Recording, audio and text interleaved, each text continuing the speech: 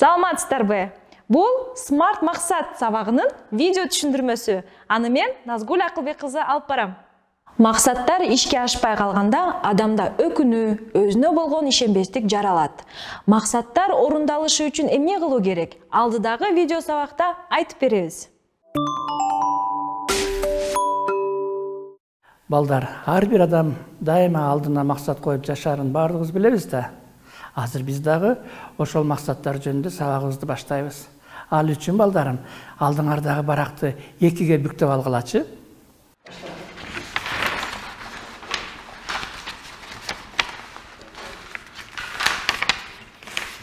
Эми ошол барактын оң тарабына өзүңөрдүн максатыңарды бир сүйлөө менен жазгыла.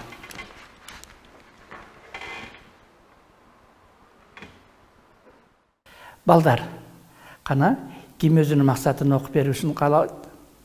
Элзада окуп койчу кызым. Мен Чыңгыз Айтматовдун чыгармаларын окуп чыгам. Рахмат, Элзада. Эми балдарым, сабактын мындан аркы бөлүгүн өтүү үчүн максатыңарды ошол партаңардын бир бурчуна коюп койгула. Азыр балдарым, мага 2 окуучу ыктыярчы болуп жардам бериш керек. Ким мага жардам бергиси келип атат? Аха, Шер мырза, Мадина, келип столдун үстүндөгү топтордон 3төн колуңарга алгылачы.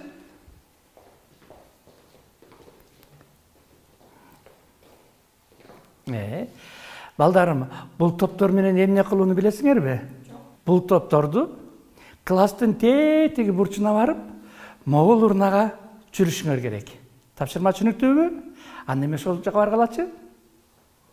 Кимдин канча топ түшүргөндүгүн белгилеп турабыз. Ал үчүн мен доскага атыңарды жазып коеюн.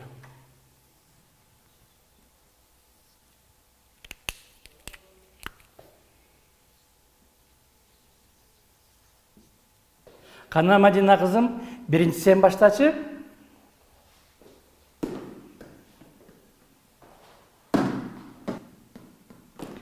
Аха, Шер мырза, кезек сенде балам.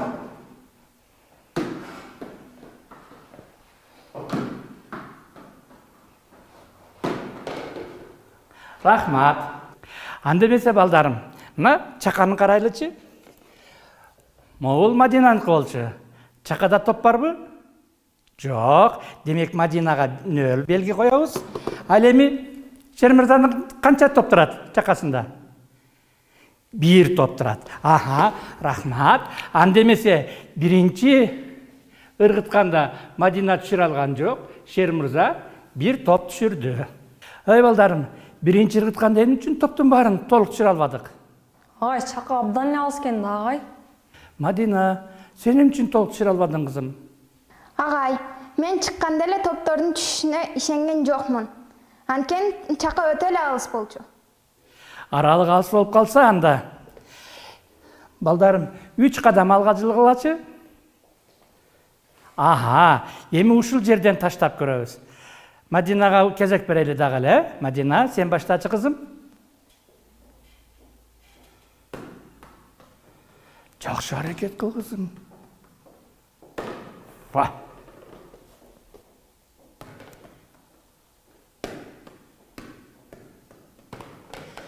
Аха, балдарым, мына экинчи жолкусунда айырма барбы? Чакада канчадан топ? 1ден, рахмат. Анда эмесе белгилеп коеюн. Мадина 1 топ түшүрдү. Шер мырзачы дагы 1 топ түшүрдү. Мадина, сен бирөөнү түшүрдүң да экинчи жолкусунда. Эмне үчүн үчөөнү тең толук түшүрө албадың балам? Агай, жанагыдан жакыныраак болгон үчүн 1ди түшүрдүм. Мындан да жакын болсо толук түшүрүшүм мүмкүн. Аха, Шер мырза, жана да 1ди түшүрдүң эле, азыр да 1. Сен эмне үчүн түшүрө албадың толук? Үчүнчүдө толук түшүрөм, агай. Аха, анда эмесе балдарым, азыр силер өзүңөрдүн күчүңөр жете турган аралыкка келгиле. Мен ушул жерден толук түшүрө аламын деп. Ошол жерге келип, ыргытып көргүлөчү.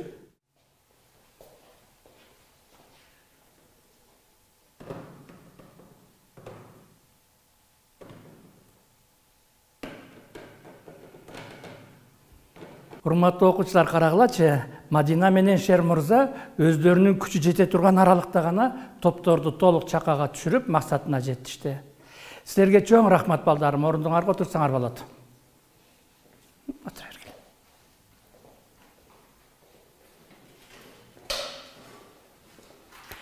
Демек, жалпы жыйынтыкты чыгарганда Мадина 4 жолу чакага топ түшүрдү. Ал эми Шер мырза канча жолу? 5 жолу чакага топту түшүрүштү. Анда эмесе сабактын кийинки бөлүгүнө көңүл бөлгүлө балдар. Эми балдар сабагыбыздын абдан маанилүү бөлүгүн түшүнгөнгө аракет кылгыла. Биз бүгүн силер менен смарт критерийлерге негизделген максаттарды үйрөнөбүз. Смарт деген эмне экендигин азыр процессте өзүңөр түшүнүп аласыңар. Бул англистин татаал сөзү. Ар бир сөздүн баш тамгаларынан кыскартылган. Балдарым, эсиңерде барбы? Жана топторду берип, оюнду баштаганда азыр биз эмне кылабыз дегенде силер билбеймин дедиңер да. Эмне үчүн мен ошол суроону бердим? Анткени биздин жасай турган ишибиз дайыма так болуш керек. Максатыбыз дагы так болуш керек. Конкреттүү болуш керек, анан кыска болуш керек. Башкача айтканда, максатыбыз кандай болуш керек экен балдарым? Биринчи, конкреттүү, кыска, так болуш керек. Себеби, эгерде максатыбыз өзүбүзгө түшүнүксүз болсо, конкреттүү болбосо, кыска болбосо, албетте ал максатка жетүү абдан татаал. Балдарым, эсиңерде барбы? Жанагы оюн көнүгүүсүн жүргүзүп атканда силер улам биринчи чакага ыргытып топтоп таштаганыңарда, экинчи ыргытып топ таштаганыңарда биз аларды эмне кылып атканбыз? Эсептеп аттык. Ким канча жолу чакага топту эмне кылды? Түшүрдү деп. Эмне үчүн бул оюн зарыл болду? Анткени биздин максатыбыз дайыма өлчөнө тургандай болуш керек экен. Демек, кандай болуш керек экен балдарым? Өлчөнө тургандай. Анткени балдарым, эгерде биздин максатыбыз өлчөнбөй турган болсо, биз максатыбыздын кайсы жерине келдик, кандай кыйынчылыктарды башыбыздан өткөрдүк, эмне кылсак максатыбызга жетишибиз керек, мына ушул нерселерди билбей калабыз. Андыктан мындан кийин силер койгон максатыңарда дайыма экинчи критерий максатыбыз кандай болуш керек экен? Өлчөнө тургандай болуш керек балдарым. Жанагы көнүгүүдө балдарым, эсиңерде барбы? Эң акыркы 3-чү жолу чакага топ ыргытканда эмне дедим эле силерге? Ар бириң өзүңдүн күчүң жете турган жерге келип, анан кийин чакага тооңарды ыргыткыла дедим эле. Эмне себептен? Себеби биздин койгон максатыбыз күч жеткидей болуш керек экен. Кандай экен балдар? Күч жеткидей. Андан кийин биз кызыктуу, биз өзүбүз кызыккандай максат болуш керек экен. Эгерде максат койсоң, ал максатка сенин күчүң жетпесе, аткара албасаң, ал максат ишке ашабы? Албетте ишке ашпайт да. Ошондуктан смарт критерийдин үчүнчүсү бул күч жеткидей, өзүңөрдүн алыңар жеткидей, силер кызыккандай максат болуш керек экен. Кымбаттуу окуучулар, 4-чү критерий, эгерде сен койгон максат реалдуу болбосо, ал максат ишке ашабы? Албетте жок да, туура айтып атасың. Албетте жок. Анткени биз турмуш менен байланыштырбасак, өзүбүздүн турмуш шартыбызга, маданиятыбызга, баалуулуктарыбызга ылайык келбеген максат коюп алсак, ал максатка жетүү албетте кыйын дагы болбойт дагы. Ошондуктан демек 4-чү критерий максат коюу дагы эмне экен балдарым? Реалдуулук экен, турмуш менен байланыштуулук экен. Эми балдарым, максат койгондогу эң негизги критерийлердин бири. Бул ошо критерийлердин ичинен маанилүүсү дагы болушу мүмкүн да. Бул убакыт. Эгерде биз максат койсок, ошол максатка бир конкреттүү убакытта жетпесек, анда максат коюунун зарылчылыгы да жок да. Демек, мақсат қойсақ ошол мақсатыбыз белгилүү убакытта эмне болуш керек экен? Ишке ашкыдай болуш керек экен. Белгилүү убакытта ишке ашкыдай. Белгилүү убакытта ишке ашкыдай болуш керек экен. Түшүнүңөр да. Анан эгерде максат коюп алып эле, ошол максатка жетүүнүн убактысы жок болсо, качан жетишин сага белгисиз болсо, анда андай максаттын зарылчылыгы деле жокко. Демек, балдарым, бүгүнкү биздин смарт критерийлерге негизделген максатыбыз деген мына ушул. Эми, балдарым, сабактын башында жазган максаттарыбызды алып чыгабыз дагы, коебуз. Байкагыла, ошол максатыңар смарт критерийлердин негизинде дал келеби, жокпу? Анда эмесе, ошол барактын экинчи жарымына ошол максатыңарды смарт критерийлерге негиздеп, кайрадан түзүп чыккыла.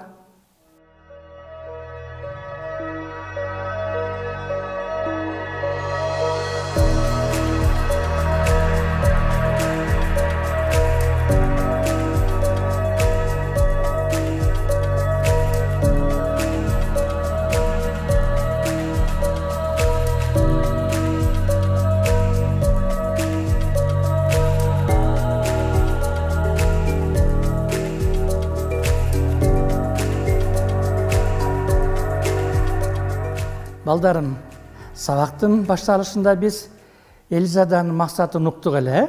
Элизада, айтчы кызым, смарт критерийлерди өздөштүргөндөн кийин койгон максатыңда айырма болду, балам? Агай, мен биринчи максат койгон таптакыр тура эмес коюп турмун. Менин максатым конкреттүү эмес, белгилүү убакытта белгилепмин жана өлчөнө тургандай да эмес экен. Ошол себептен мен смарт критерийлерге карап төмөнкү чоңдодум. Окуп бере берейинби? Мен ар ай сайын Чыңгыз Айтматовдун бир чыгармасын окуп, 2021 жылдын сентябрь айына 12 чыгармасын окуп бүтөм деген максатты койдум. Балдар, эгерде максат койгондон кийин ошол максатка жетүүнүн планын түзбөсө, аракеттенбесе, ал максат кыял боюнча гана кала берет. Мисалы, азыр эле силер Элизаданын максатын уктуңар.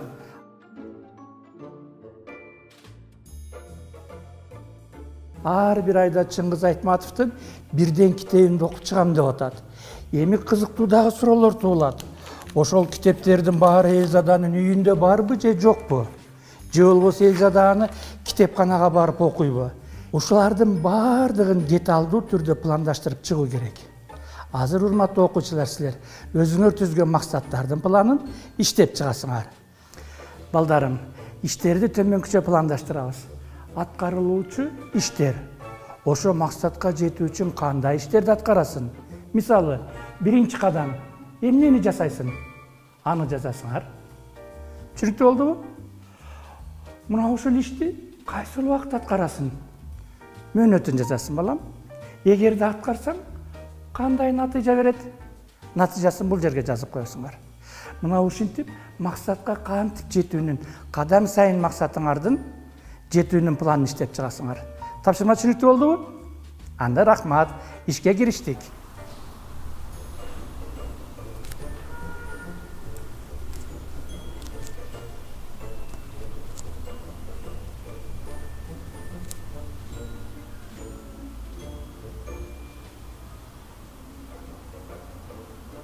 Балдар, максатыбыздын пландарын түзүп болдук окшойт.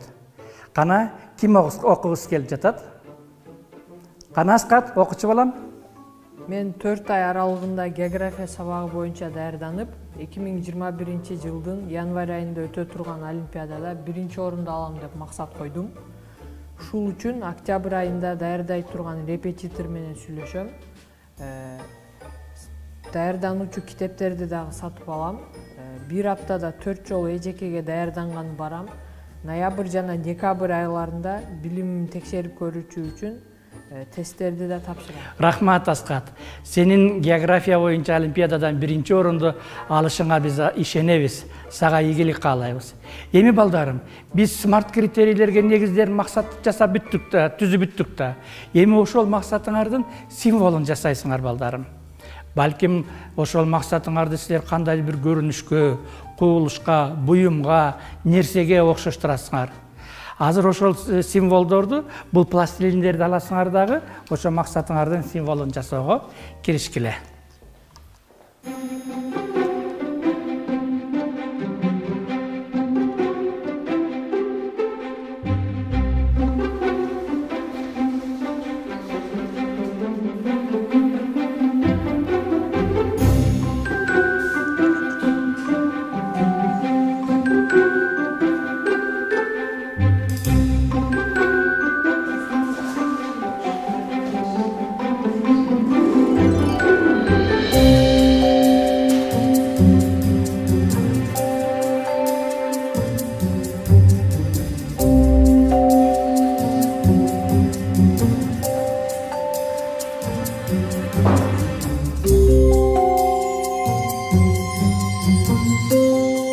Балдар, доскага көңүл бөлгүлө. Шкаланын вертикалдык бөлүгүндө 2020 жылдан 2024 жылга чейинки 4 жыл белгиленип турат. Ал эми горизонталдык бөлүгүндө жылдын 12 айы жазылып турат. Эсиңерде болсо керек, Эльзада өзүнүн максатында ар бир айда Айтматовдун бирден чыгармасын окуп өтөм деген. Азыр Эльзадага сөз беребиз. Эльзада сөзүнүн башында өзүңдүн максатыңдын символу жөнүндө окуучуларга баяндап бересин. Баяндап берип бүткөндөн кийин ошол максатыңа качан жетесиң кызым? Ошол максатка жеткен учурга символуңду жабыштырасың. Бул процессти башка окуучулар кайталайбыз. Тапшырма түшүнүктүү болдубу? Эльзада, анда сөз сенде кызым.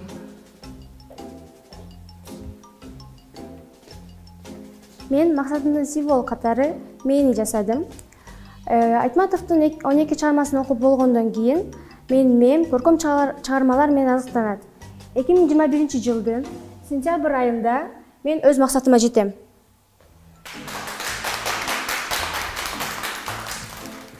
Мен максатымдын символ катары ушул медалды жасадым.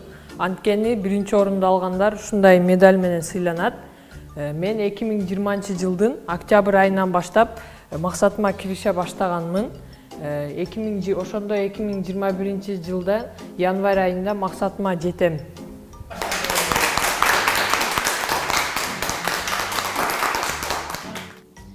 Мен максатымдын символун китепке окшотуруп жасадым. Өткөн окуу жылында физика жана алгебра сабактарынан чейректе 4 жыгып калган болчумун. Быйыл 5 оңдойм. Ошондо 2020 жылдын декабрь айында максатыма жетем. Рахмат балдар. Баарыңардын асыл максатыңардын ишке ашышын каалаймын. Урматтуу окуучулар, бүгүнкү сабакта силер конкреттүү, кыска, так, өлчөнө тургандай, кызыктуу, күч жеткидей, белгилүү убакыттын ичинде ишке аша турган максаттарды коюуну үйрөнүп алдыңар. Мындан кийин силер дайыма өзүңөрдүн максатыңарды смарт критерийлердин негизинде коюп, аны ишке ашырып жүрүшүңөрдү каалаймын. Аман болгула балдарым, бар болгула. Эмесе балдар, курулай кыялданып эле жүрө бербей, смарт критерийлер менен максат коюуну улам тажрыйбалап тургула.